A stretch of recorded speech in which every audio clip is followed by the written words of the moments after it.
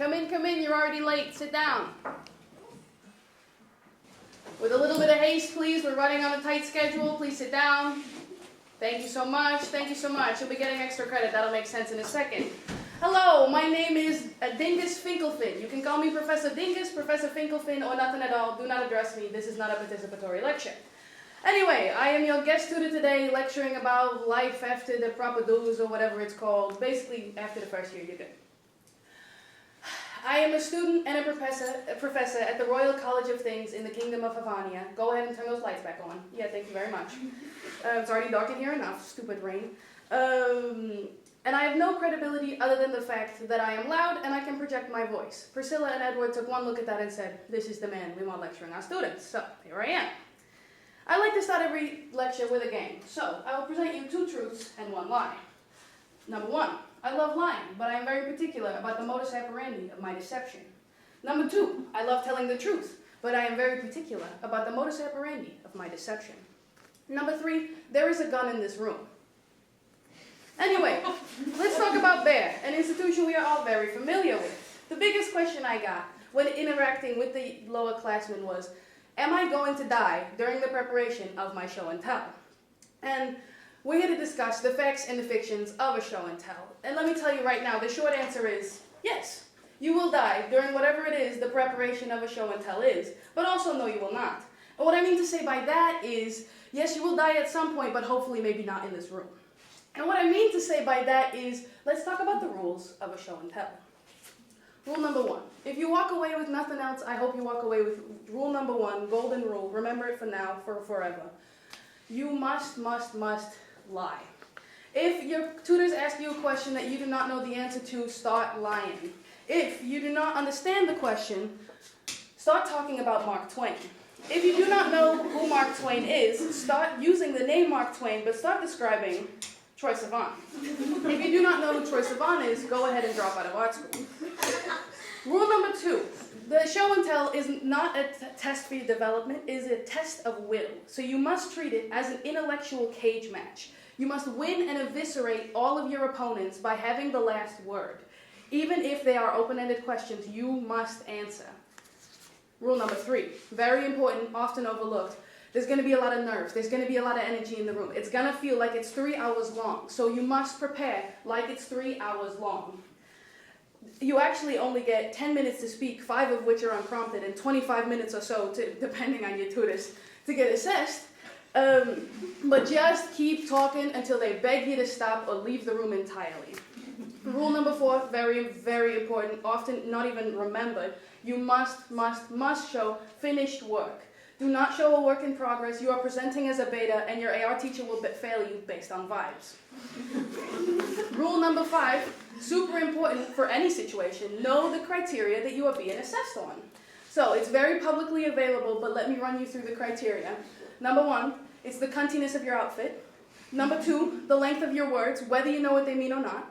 Number 3, the age and skin color of your artistic references.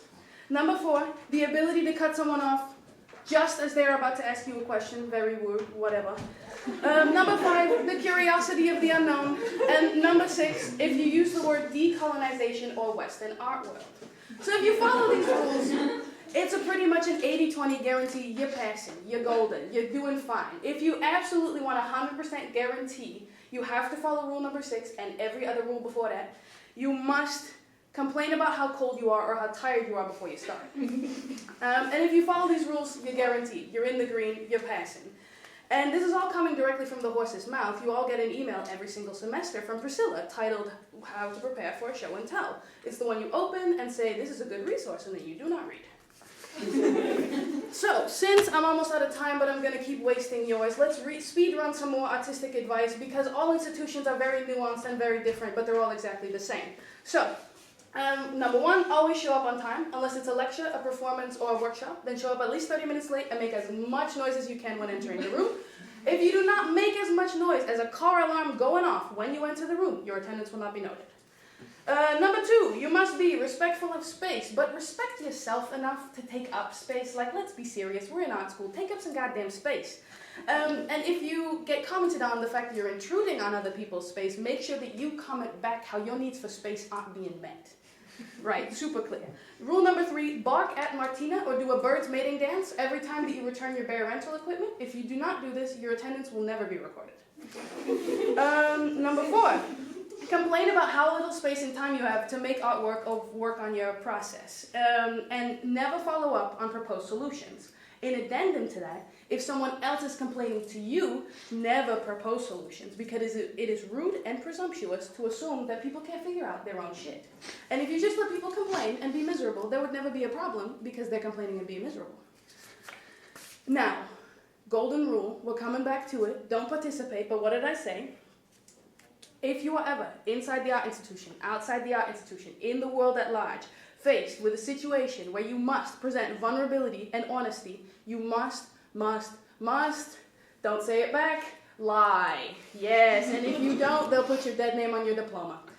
No other way around it. And if you're not genderqueer by the time you get out of here, don't worry, that'll hit in a couple of years, and they'll put the name of the person you lost your virginity to on your diploma. Yes, this has been a lecture by Dr. Dingus Finkelfin. Do not worry, none of you will be getting any credit for this. Have a nice evening.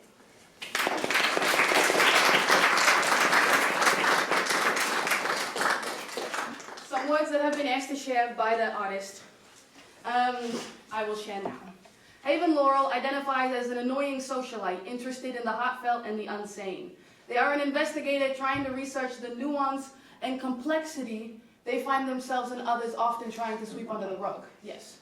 They express themselves in this piece as a performer and a liar, trying to make a sense of a curatorial and archival practice they are currently lost in. Inspired by stand-up rhythms like Curtis Connor, contemporary commentary like Cooper Neidecker, and queer character comedy like Tommy Bowe, and thinking a lot about Angela E. Davis's writing on prison abolition and the nature of authoritative justice, very long word. They enjoy using the uncool and the improvised authority as a tool for resistance against systems not meant to support you, but profit off of you. This piece doesn't make sense to the artists themselves yet. Any questions? You late people in the back. Anything you missed? This is your time. I fear we only have 12 minutes, so you might have to start asking questions. There's been an introduction of an accent with this one. Yeah. Can you talk a bit about the accent? I wanted to, thinking about conceptual personae, I wanted to separate this character a little bit away from myself and Haven Laurel as an artist so that you can truly see different suits that I'm trying to play with. And I thought, my voice is very recognizable and very loud, and it's a big part of my performance, so I need to alter it in some way that is still understandable, so I can't start speaking like this and have it be super soft or whatever, because then you can't hear me. So I should add a type of playful and theatrical element so that it is distanced from the artist. Oh, I just went a little, no.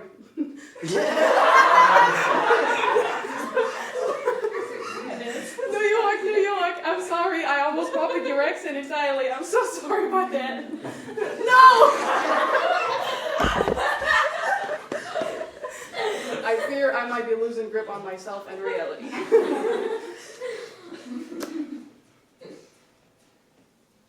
How does this work in relation to the other works that we've seen this semester?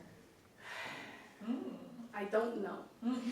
I was playing a lot with authority, and I thought, what better way to exemplify like the height of authority than take all of my examiner's authority away from them while I'm presenting. So I put you in a room with a bunch of your peers and made you subject to something that is not true and you don't believe, and letting you just be a part of the audience instead of letting you assess me. Yeah. And I don't know how I got disconnected, but I tried to take the main themes from things that I was working on. As I said, I'm actually quite lost in this practice myself, and I don't know where my work is going. Oh, that's okay. Can you maybe relate to the autograph? The autograph. I actually, if you look behind you, my current fractography is on the wall behind you, and I took my autograph out of the center. Yeah. Because my autograph is very identity-based, and I feel like identity is a very juvenile thing to try and base a practice around, no matter how interesting and loud you are. So I started trying to experiment with things outside of identity, like putting on a different suit. Could it be several autographs? Probably could. Question mark. I'm assuming Dingus has a different autograph than the one I use, but because I'm still just a multiple personality disorder of Haven, they would all use alterations of my original.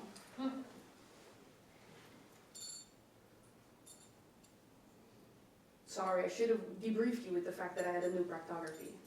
I realized you kind of put me on You know spot how here. much I love surprises, so.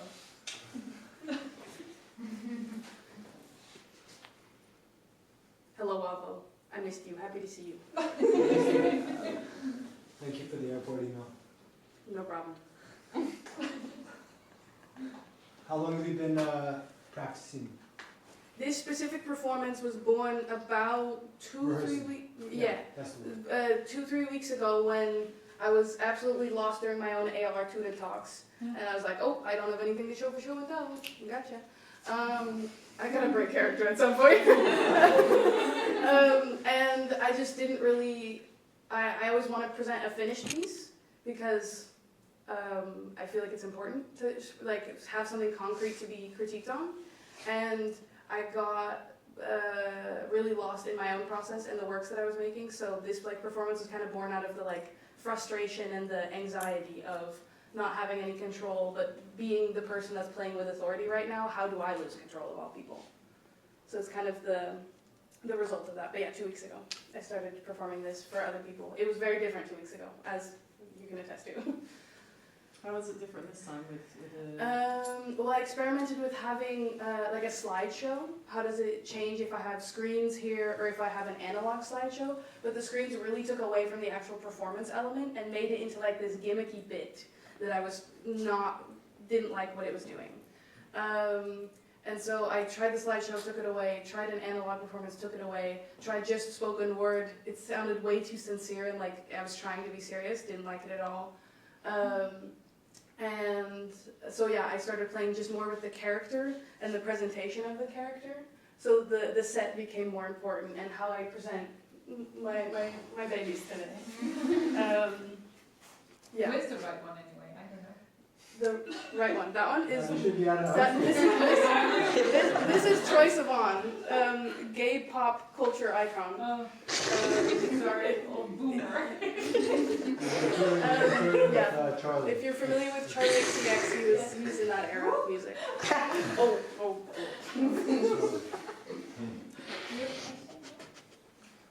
So you decided to do something in situ, so for this situation, Yes. right? Yes. Is that something that's helpful for you, or did you do more often, like to I've look for a situation? performed before and done site-specific work. And in the first year, I did like a totally out-of-whack site-specific work that people said was my strongest work, but I didn't understand why. So I tried to kind of go back to that like 2 years ago. Yeah, don't worry, buddy. I tried to like kind of get back to that in situ element, but I haven't performed with like referencing bear, being in a bear space, inviting bear students. So it was very different from the previous performances where I was a character in a play and I let anyone come and see it. Versus how does this change the dynamic of authority and the academic sense. So yeah, I've messed with it before, but not seriously and not experimentally. Thanks.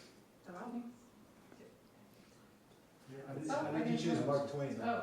How did I choose Mark Twain? Yeah, like, was it hard or did you always know? I Mark's kind name? of like instinctively, Mark Twain popped out when I was writing this because this was all intuitively written and then revised a bunch of times. But Mark Twain and Troye Sivan are always in it because I'm assuming you might be one of the few people that knows who Mark Twain is in this room because it is not a European, like commonly household name. Yeah, exactly. So even Laura back I then. know. Oh, okay. Come on. I'm just checking. You don't know Troye Sivan, yeah. So it felt like two very like American globalized references that you might recognize the name, but you don't actually know what Mark Twain did.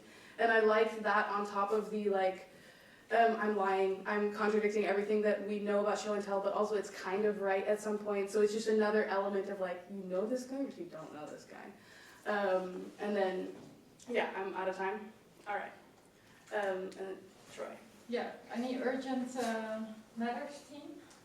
I think we should retreat now. Well, yeah, honestly, that might be quicker. Yeah. We'll be back in a few minutes. Thanks so with the much. Results.